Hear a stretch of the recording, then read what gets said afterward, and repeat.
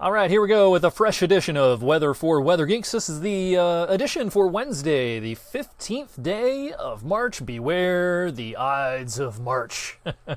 Middle of the month tends to be a pretty stormy period. This tends to be one of our windier months, and we've certainly had our fair share of eventful weather over the last couple of weeks. We've had windstorms, 70-mile-per-hour wind gusts. We've had snowstorms. We've had severe weather. It wasn't that long ago. Just a couple of weeks ago, we had rounds of early morning severe weather. It's been a very busy couple of weeks. All right, I'm going to say just a couple more words about our snow forecast this week, then I'm going to move on from this subject. I've talked about it enough. This, of course, was called into a great amount of question yesterday morning and into the afternoon. Even it started on Monday really, but even into tomorrow or yesterday morning and afternoon, still a lot of comments out there about the snow forecast. You know, we defended this. We said, hey, this isn't a bust. Now, is this a perfect forecast? No, but this isn't some sort of Titanic bust. And I just wanted to show what our snow map was one more time and talk about what I think of it. In general, I would give this forecast B to B minus. Certainly, we've had worse. We had worse just a couple of weeks ago. This was far from perfect in particularly, I'd say, the southeastern part of our viewing area, where we struggled to get over that 2-inch mark in southern Columbiana County, and even southeastern Mahoning County struggled a little bit. Some places did pick up close to 2, but 4 was hard to come by. But for a lot of the 4 to 8 area, we were pretty close to that in a lot of places. Now, 4 to 8's a range, so many places were closer to the 4 than the 8, but that actually was a pretty good range for that swath of area. And we had a report of 12 inches in Greenville and northwestern parts of Mercer County today, so that verified pretty well, at least in that part of Mercer County. Not a perfect forecast, but not a bust at all, really. Here's a look at the a handful of our unofficial snow totals. Now, the airport number's official, I should say that.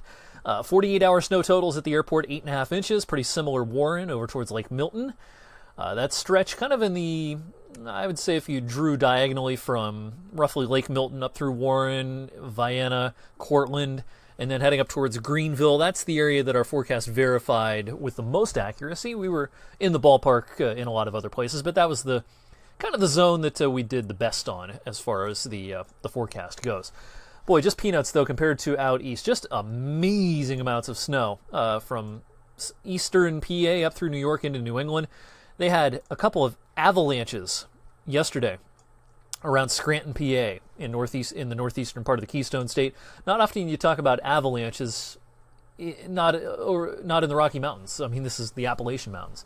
You just don't hear of that very often, but it did happen yesterday, and they saw more snow today. Some places have 20, 28 inches worth of snow on the ground. Of course, blowing snow has been a big problem out there today. Now, you may have heard about the very public forecast busts along the big cities, from D.C. up to New York to Boston. You know, the forecasters there were put in an impossible position where 10 miles, if that rain snow line changes by 10 miles, nobody's saying a word about the forecast busting. That's how close of a call it was. But it is getting a lot of play because, of course, a lot of people live there, and a lot of people were unhappy, and that's understandable, certainly, that they were unhappy.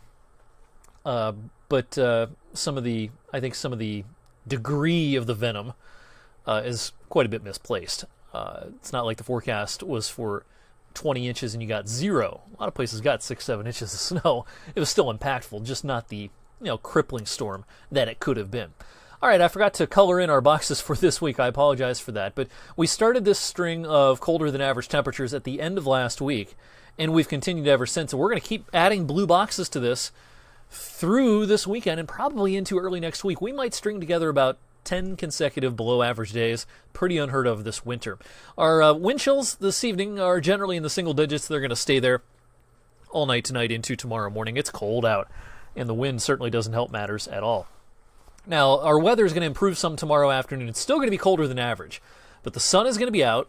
There's going to be a breeze, but it's not going to be as harsh and as brutal to be outside tomorrow afternoon as it has been over the last 24 hours or so. So bundle up. I mean, no better than about 31 tomorrow. Wind chills mid-20s by the afternoon, maybe lower 20s, but hey, that's a lot better than the single digits. All right, our next weather maker on Friday. Now, I don't love the depiction on this particular model right now.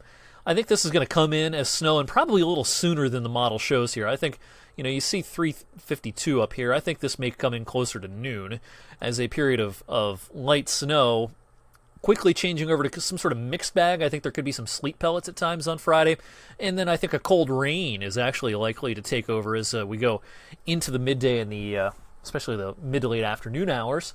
So a little bit of a potpourri. Bottom line is whatever's falling from the sky, it should be fairly low impact on Friday. Not expecting too many travel worries here locally with that on Friday. Cold and blustery start to the weekend. Northwest flow here on Saturday. There's going to be some flurries around. I've got a high of 39 Saturday, but it's never going to feel like 39. It'll probably feel like the upper 20s to around 30 all day long. So not exactly a great start to the weekend. Sunday should bring a little more sun, but still pretty chilly with temperatures in the 30s on Sunday. All right, going to take a look at the longer range for just a minute here, and it's a foregone conclusion at this point that March is going to be a colder than average month. You look out via 5-day chunks here, and you just see a continuation of the pattern. The cooler than average temperatures having a hard time getting dislodged here. The occasional mild day, but overall pretty chilly through the end of the month. Now, as we transition into April, this is what the current climate model has for April. Pretty warm look. Now, you have to remember, though, that some of the same modeling showed a warm March up until the very last minute when it finally got a clue as to what the pattern would be. So, this is only the middle of March.